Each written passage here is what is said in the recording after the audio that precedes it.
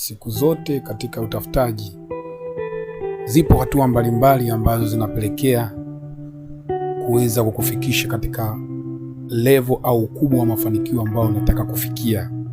Na hatua mojawapo ambayo ni ya kwanza kabisa ni hatua ya ujinga. Siku zote unapoanza kutafuta lazima utaonekana mjinga. Unapoanza kupambana kuonyesha jamii una kitu fulani, lazima utaonekana mjinga. Hivyo nakupasa wewe mtafutaji kuendelea kukaza buti kupambana ili kuiaminisha jamii kwamba kuna kitu unacho. Hatua ya pili ni mtazamo. Jamii polepole itaanza kujenga mtazamo juu yako kwa kuanza kufikiri huyu kama ana kitu, lakini bado itakuwa na wasiwasi juu yako. Hatua ya tatu na ya mwisho ni kuaminika. Yaani jamii na dunia kwa ujumla itaanza kuamini kwa sababu umeisumbua kuionyesha kile ulicho nacho.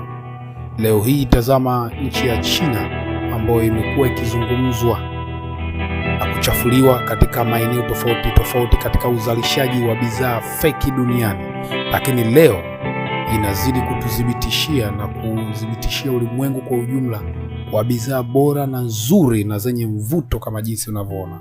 Sasa tazama, Mchina anatengeneza gari na kulijaribu katika mazingira tofauti tofauti ya ajali. Yaani si tu kukuzalishia gari, ila analijaribu pia kwenye ajali kwamba linaweza kuleta matokeo gani na atafanyeje ili kuweza kuizuia ajali hiyo. Wachina bwana, sio poa.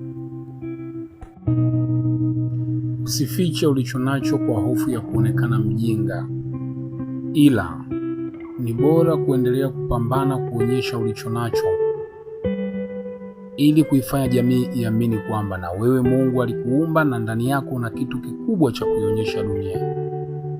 Leo hii tazama, hata wale tunaowaamini, yale mataifa makubwa tuliyoyaamini na kuyaogopa, nayo yanasimama na kupiga saluti juu ya nchi ya China ambayo inazidi kufanya mambo makubwa katika sayansi na teknolojia.